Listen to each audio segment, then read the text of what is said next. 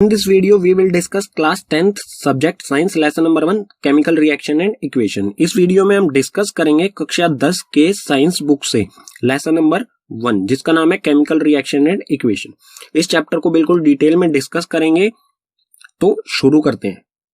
तो इसमें सबसे पहला कॉन्सेप्ट आता है हमारा केमिकल रिएक्शन। केमिकल रिएक्शन क्या होता है? It is a process in which one और more substances formed new substances. ये एक ऐसा प्रोसेस होता है जिसमें कोई एक या एक से ज्यादा सब्सटेंसेस एक या एक से ज्यादा नए सब्सटेंसेस बनाए, और जो ये नए सब्सटेंसेस बनेंगे इनकी प्रॉपर्टीज यानी गुण धर्म बिल्कुल डिफरेंट होंगे जिनसे ये मिलके बने हैं।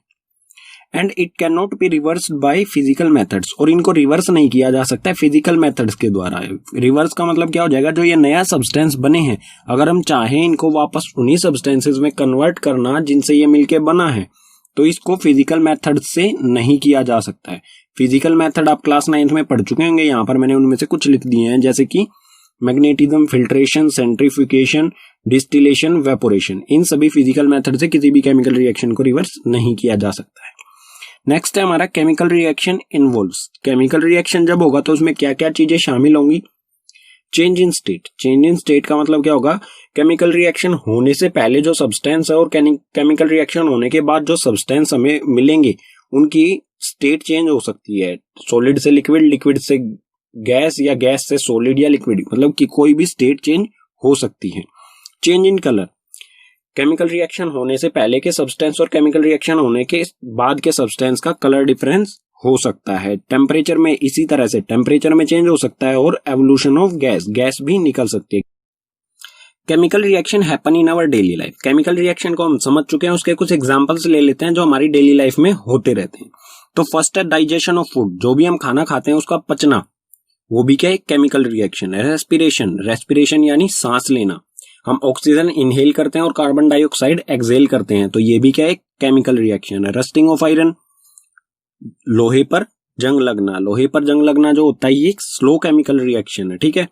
फॉर्मेशन ऑफ कर्ड, दही का बनना भी एक केमिकल रिएक्शन है। ये जो भी है ये हमारी डेली लाइफ में होते रहते हैं। अगर इनके अलावा अगर हम बात करें, जैसा कि एक्टिविटी 1.1 में दिया गया है, मैग्नीशियम रिबन को हम एयर में बर्न करते हैं, वो भी एक केमिकल रिएक्शन है। एक्टिविटी 1.2 में जो दिया गया है, लेड नाइट्रेट में हम पोटेशियम आयोडाइड को ऐड करेंगे, ये भी एक केमिकल रिएक्शन है। और एक्टिविटी 1.3 में सल्फ्यूरिक एसिड या फिर हाइड्रोक्लोरिक एसिड में हम जिंक ग्रेन्यूल्स यानी जिंक की गोलियां डालेंगे, तो वो भी एक केमिकल रिएक्शन होगा, ठीक है। ये कुछ एग्जाम्पल्स हो गए हैं केमिकल रिएक्शन के।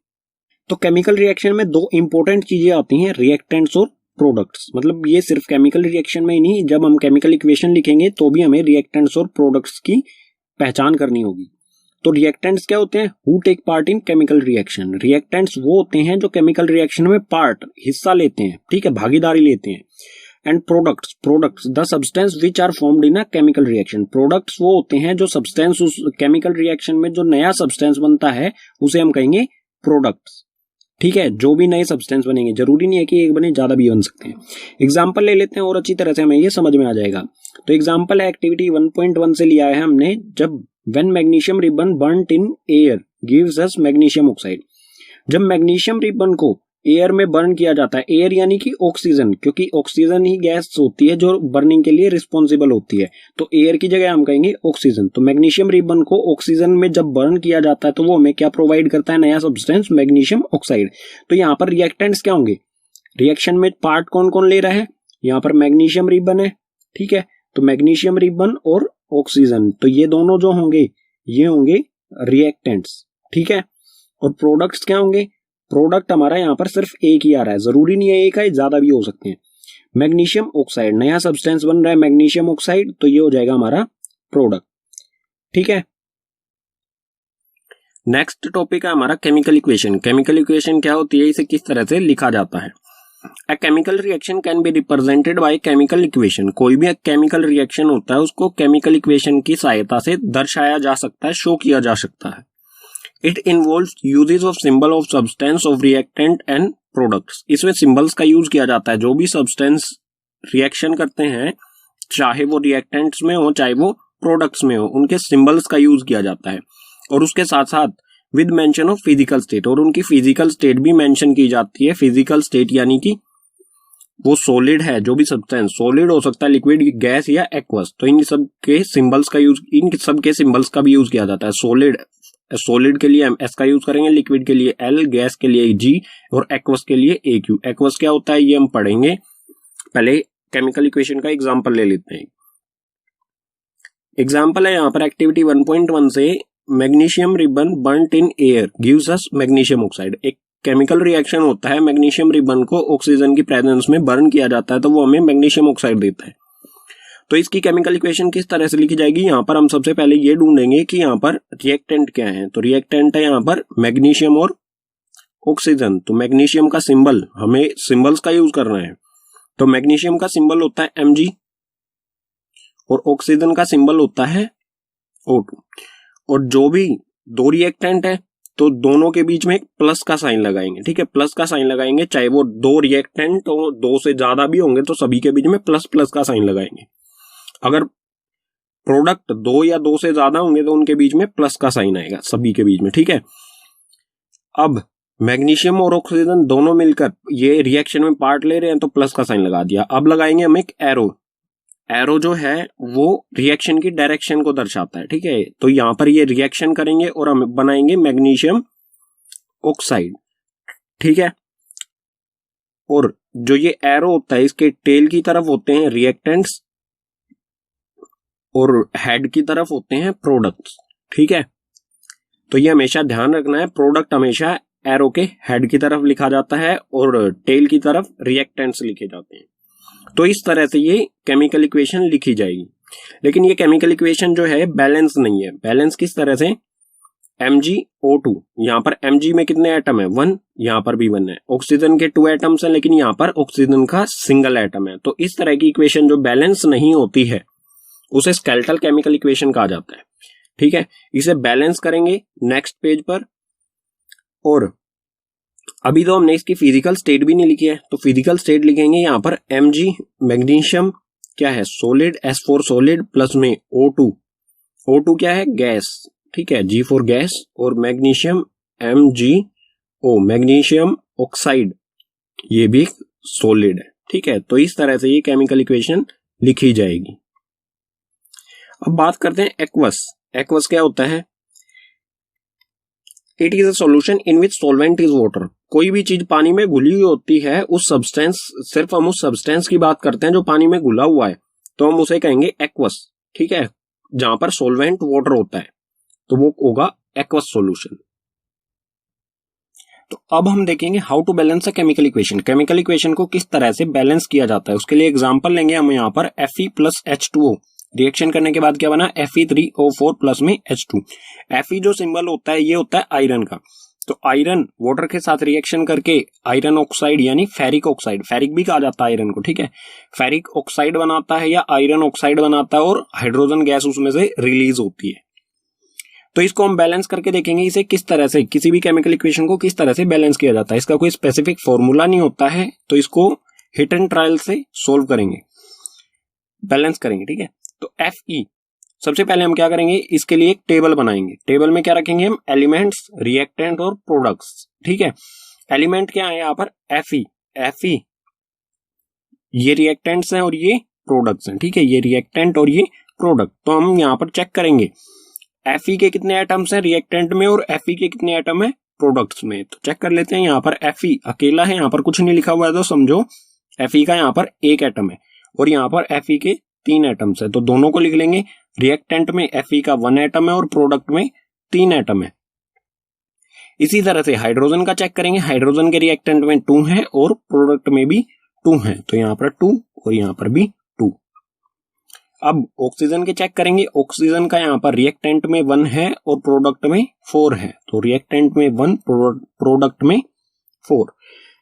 केमिकल इक्वेशन को बैलेंस करने का मतलब क्या है कि जो रिएक्टेंट है और प्रोडक्ट है इन दोनों में इक्वल एटम्स होने चाहिए, ठीक है। इक्वल करना है हमें इन सबको, 1 को और 3, इन सब चीजों को हमें इक्वल करना है। तो वो किस तरह से कर सकते हैं, उसके लिए सबसे पहले हम क्या करेंगे, इसमें हम मल्टीप्लाई कर सकते हैं। तो उसके लिए सबसे पहले हम क्या करेंगे, जो भी ये एलिमेंट है या कंपाउंड है इनको ब्रैकेट में बंद करेंगे इस तरह से। ब्रैकेट में बंद करने का मतलब है कि ब्रैकेट के अंदर जो है हम उसमें कोई चेंज नहीं कर सकते हैं। जो भी हमें चेंज करना है, जो भी हमें कुछ नंबर लिखना है वो इसके आगे लिख सकते हैं, ठीक है। यहां पर लिख सकते हैं, यहां पर या यहां पर या यहां पर। तो यहां पर है Fe1 और यहां पर है 3, तो हम 1 में कितना मल्टीप्लाई करें कि 3 हो जाए, तो 3 से ही मल्टीप्लाई करेंगे, 1 3 जा 3, मतलब जो ये 3 हमें मल्टीप्लाई करना है ये कहां पर करेंगे हम, Fe के आगे, ठीक है। अगर हमने इसमें 3 मल्टीप्लाई कर दिया तो यहाँ क्या हो गया, Fe के 3 एटम्स हो गए और यहाँ भी Fe के 3 एटम्स हो गए, मतलब कि फेरिक जो है आयरन वो हो गया यहाँ पर बैलेंस। H2 देखेंगे, H2 के रिएक्टेंट में भी 2 है और प्रोडक्ट में भी 2 है, तो बैलेंस है ये पहले से ही। अब ऑक्सीजन देखते हैं, ऑक्सीजन का 1 है और 4 है, तो यहाँ हमें कितना मल्टीप्लाई करना पड़ेगा, 4, तो ये हो जाएगा 4। तो रिएक्टेंट में मल्टीप्लाई करना हमें, ठीक है। तो रिएक्टेंट में 4 है, तो यहाँ पर ऑक्सीजन है, तो ब्रैकेट के हम यहाँ पर तो चेंज कर नहीं सकते, तो हमें यहाँ पर करना पड़ेगा। और यहाँ पर अगर हमने मल्टीप्लाई किया तो ये H2 में भी मल्टीप्लाई होगा और ऑक्सीजन में, तो 4 ऑक्सीजन क्या हो गया 4, लेकिन ये हाइड्रोजन में भी मल्टीप्लाई हुआ है, तो हाइड्रोजन में भी 4 से मल्टीप्लाई करेंगे और ये हो गया 8। मतलब जब हमने ऑक्सीजन को बैलेंस किया तो हमारा हाइड्रोजन अनबैलेंस हो गया। अगर इसको हाइड्रोजन को भी बैलेंस करना है तो हम यहाँ तो कोई चेंज कर नहीं सकते, हम जाएंगे प्रोडक्ट की तरफ। प्रोडक्ट में H2 है, अगर हम यहाँ पर 4 से मल्टीप्लाई कर दें, इसको 4 से मल्टीप्लाई कर दे तो ये हो जाएगा 8। तो यहाँ पर हमने लिख दिया है 4 4 टू द 8, ये हो गई बैलेंस इक्वेशन। अब इसको फिजिकल स्टेट, इसकी फिजिकल स्टेट के साथ इसे दोबारा लिखेंगे, ठीक है। फिजिकल स्टेट मैंने पीछे वाले पेज पर समझा ही दिया था, जैसे कि solid, S for solid, L for liquid, G for gas और AQ मींस एक्वस। इसे दोबारा से लिखते हैं, ये हो जाएगा 3Fe जो कि होता है एक सॉलिड, प्लस में 4H2O ये होता है लिक्विड, रिएक्शन हुआ उसके बाद Fe3O4 ये भी होता है सॉलिड, प्लस में 4H2 हाइड्रोजन होती है गैस, ठीक है।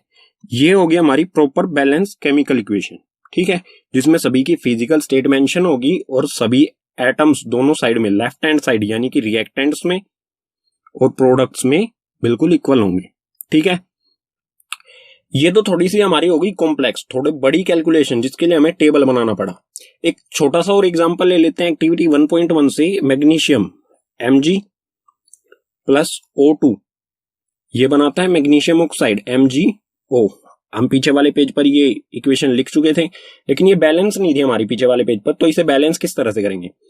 O2 यहां पर है, मतलब मैग्नीशियम तो यहां पर बैलेंस है, दोनों तरफ 1 1 है, O2 यहां पर है और O यहां पर है, तो O2 को बैलेंस करने के लिए हम इस तरफ 2 से मल्टीप्लाई करेंगे, इस तरफ हमने 2 से मल्टीप्लाई किया तो ये मैग्नीशियम के भी 2 एटम हो गए और ऑक्सीजन के भी 2 एटम हो गए, मतलब दोनों के 2 2 हो गए। यहाँ पर सिर्फ ऑक्सीजन के हैं, मैग्नीशियम का 1 है, तो मैग्नीशियम को भी इस तरफ हम 2 से मल्टीप्लाई कर देंगे, तो ये हो जाएगा हमारा 2Mg सॉलिड प्लस में O2 गैस, उसके बाद 2MgO ये हो जाएगा सॉलिड, ठीक है। पीछे वाले जो पेज पर जो हमने इक्वेशन लिखी थी स्केलेटल केमिकल, उसको बैलेंस केमिकल इक्वेशन इस तरह से करेंगे, ठीक है।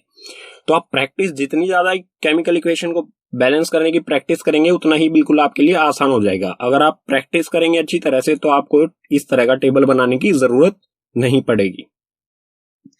तो केमिकल इक्वेशन को हमने बैलेंस किया, लेकिन हमने क्यों किया बैलेंस ये जानना जरूरी है। तो इस पेज पर हम पढ़ेंगे why do we need to balance a chemical equation, chemical equation को बैलेंस करने की जरूरत क्यों पड़ती है।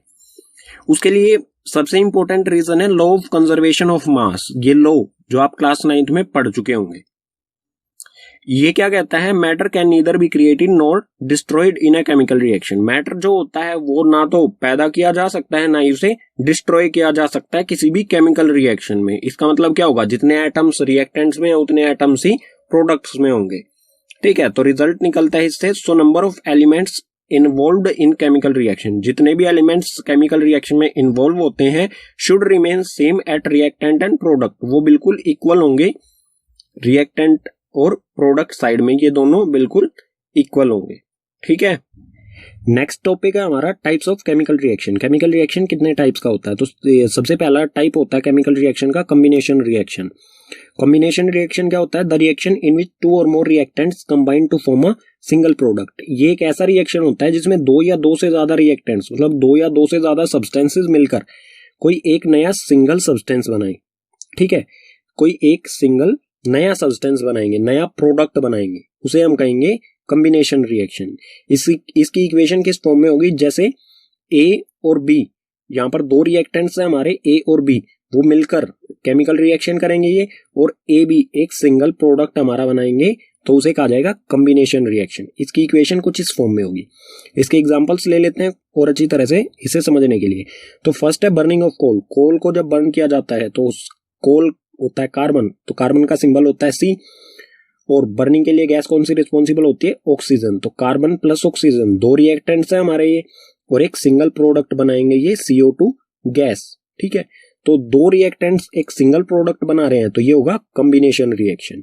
इसी तरह से सेकंड एग्जांपल है फॉर्मेशन ऑफ वाटर, पानी का बनना। पानी किस तरह से बनता है, हाइड्रोजन गैस और ऑक्सीजन गैस दोनों रिएक्शन करते हैं और एक सिंगल प्रोडक्ट बनाते हैं H2O, और H2O जो होता है ये होता है लिक्विड। ठीक है, और यहाँ पर आप ये भी देख सकते हैं कि दो गैसेस एक लिक्विड बना रही हैं, तो यहाँ पर स्टेट भी चेंज हो रही है। तो फॉर्मेशन, यहाँ पर भी दो रिएक्टेंट्स हैं और एक सिंगल प्रोडक्ट बना रहे हैं वाटर, तो ये भी क्या होगा, एक कॉम्बिनेशन रिएक्शन। ठीक है, तो केमिकल रिएक्शन का सेकंड टाइप है डीकंपोजिशन रिएक्शन। डीकंपोजिशन रिएक्शन क्या होता है, in this reaction a compound splits into 2 और more substances is called decomposition reaction. इस रिएक्शन में कोई एक सिंगल कंपाउंड या सिंगल रिएक्टेंट स्प्लिट हो जाता है, बट जाता है दो या दो से ज्यादा सब्सटेंसेस में, या कह सकते हैं प्रोडक्ट्स में।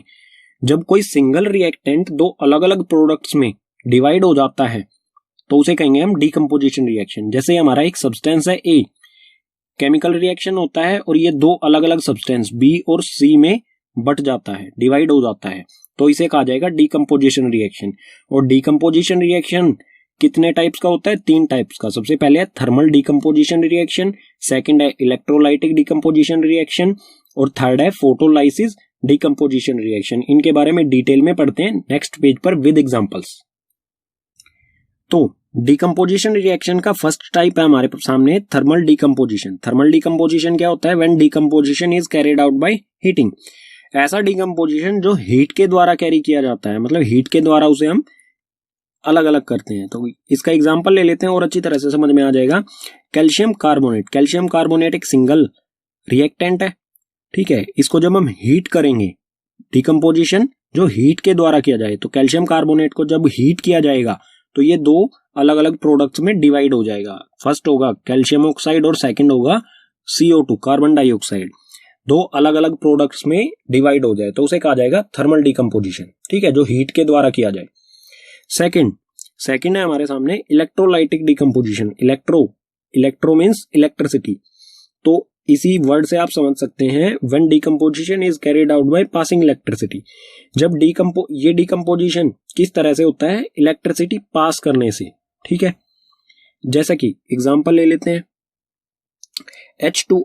H2O it means water. Water में से जब हम इलेक्ट्रिक करंट पास करेंगे तो उसमें से दो गैसेस निकलती हैं, हाइड्रोजन गैस और ऑक्सीजन गैस। मतलब वाटर जो होता है वो किस में कन्वर्ट हो जाता है, हाइड्रोजन और ऑक्सीजन, दो अलग अलग प्रोडक्ट्स में कन्वर्ट हो जाता है। तो एक सिंगल प्रोडक्ट जब इलेक्ट्रिक करंट से दो अलग अलग प्रोडक्ट्स में कन्वर्ट हो जाता है तो उसे कहा जाता है इलेक्ट्रोलाइटिक डीकंपोजिशन रिएक्शन। ठीक है, डीकंपोजिशन रिएक्शन का थर्ड टाइप है फोटोलाइसिस डीकंपोजिशन। फोटोलाइसिस डीकंपोजिशन क्या होता है, when decomposition is carried out in presence of sunlight. ऐसा डीकंपोजिशन जो कि सनलाइट की वजह से होता है उसे कहा जाता है फोटोलाइसिस डीकंपोजिशन। ठीक है, इसका एग्जांपल ले लेते हैं यहाँ पर सिल्वर क्लोराइड। Ag सिल्वर का सिंबल होता है, तो सिल्वर क्लोराइड को जब हम सनलाइट में रखेंगे तो वो क्या हो जाएगा, किस में कन्वर्ट हो जाएगा, सिल्वर और क्लोरीन दोनों अलग अलग हो जाएंगे। तो यहाँ पर क्या हो रहा है, एक सिंगल कंपाउंड को हम जब सनलाइट में रखेंगे तो वो दो अलग अलग एलिमेंट्स में डिवाइड हो जाता है, तो उसे कहा जाता है फोटोलाइसिस डीकंपोजिशन, जो सनलाइट की वजह से होता है। ठीक है, इसका यूज कहां पर किया जाता है, तो ये रिएक्शन किया है हमने, इसका यूज कहां पर किया जाता है, above reaction is used in black and white photography.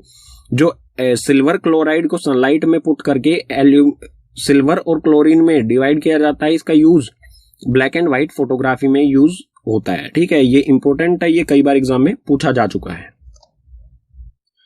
Chemical reaction का थर्ड टाइप है डिस्प्लेसमेंट रिएक्शन। ये क्या होता है? The reaction in which more reactive element displaces less reactive element from its solution. इसमें कोई ज्यादा रिएक्टिव एलिमेंट कम reactive element को डिस्प्लेस कर देता है, हटा देता है उसी के सॉल्यूशन में से। लेस रिएक्टिव एलिमेंट के सॉल्यूशन में से लेस रिएक्टिव एलिमेंट को ही हटा देता है, उसे कहा जाता है डिस्प्लेसमेंट रिएक्शन। एग्जांपल ले लेते हैं इसका यहाँ पर Fe, it means iron plus CuSO4 copper sulphate. Reaction होने के बाद क्या बन जाएगा? ये आयरन सल्फेट प्लस में Cu। तो इस रिएक्शन में क्या हुआ? कॉपर सल्फेट का सॉल्यूशन है, इसमें एलिमेंट है कॉपर और कॉपर सल्फेट का सॉल्यूशन है आयरन। जब इसमें डाला जाएगा, आयरन को इसके साथ रिएक्शन कराया जाएगा, तो ये क्या करेगा? कॉपर को ही अलग कर देगा, ठीक है, क्योंकि आयरन जो है वो ज्यादा रिएक्टिव होता है कॉपर से, तो ये आयरन है कॉपर को अलग कर देगा इसी के सॉल्यूशन में से।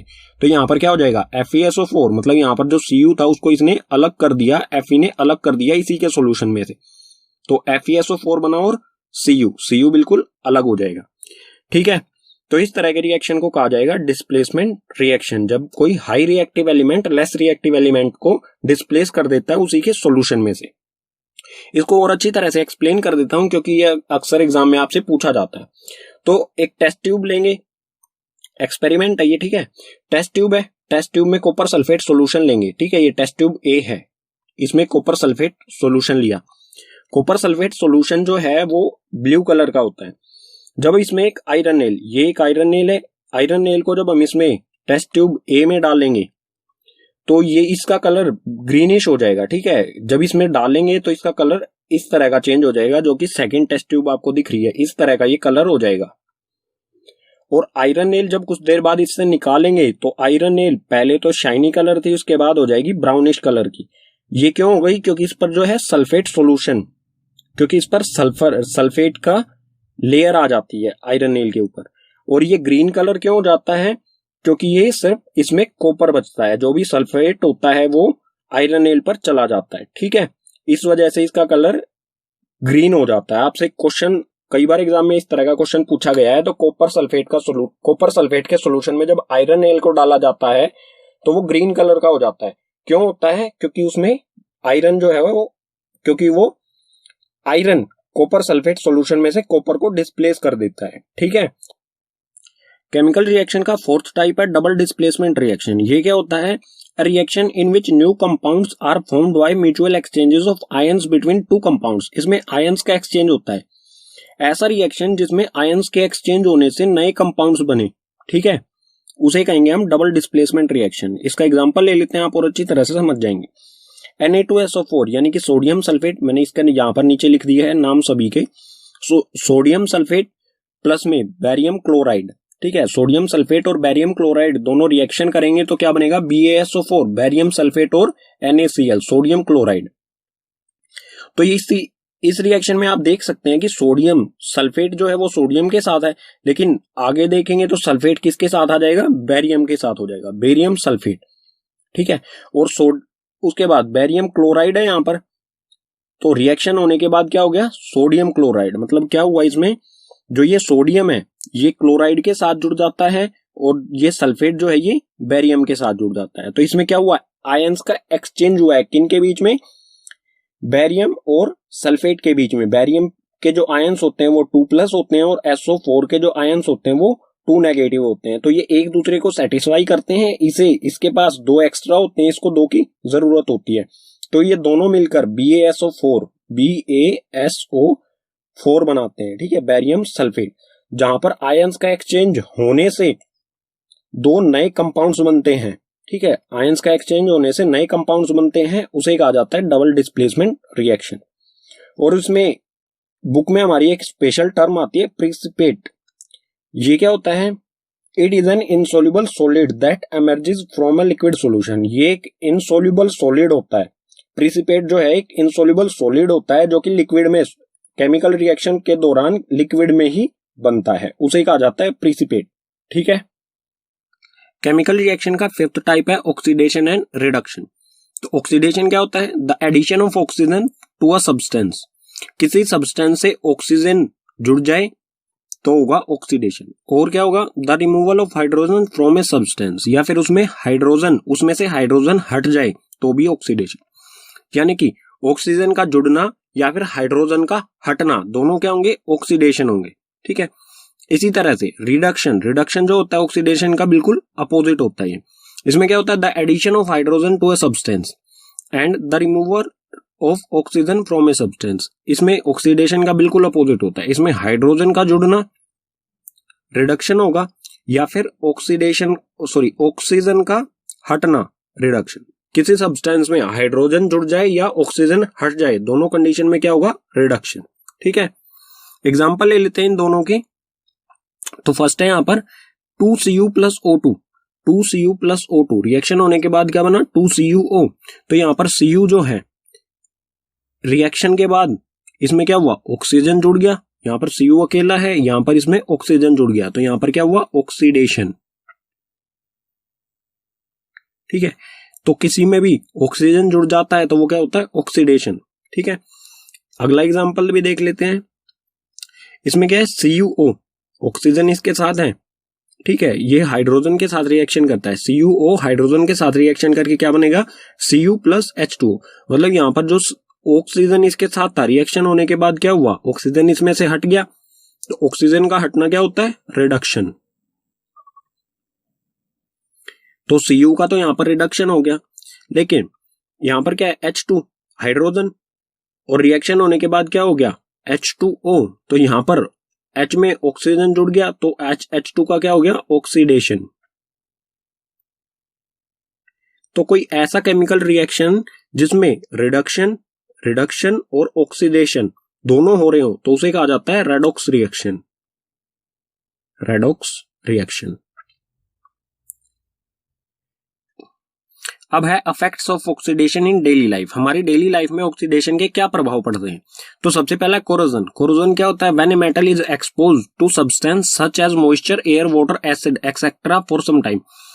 कोई मेटल मॉइस्चर यानी कि नमी, एयर, वाटर, एसिड, इन सब चीजों के संपर्क में आता है कुछ समय तक, तो a layer of oxide is formed which weakens the metal, hence metal is said to be corroded।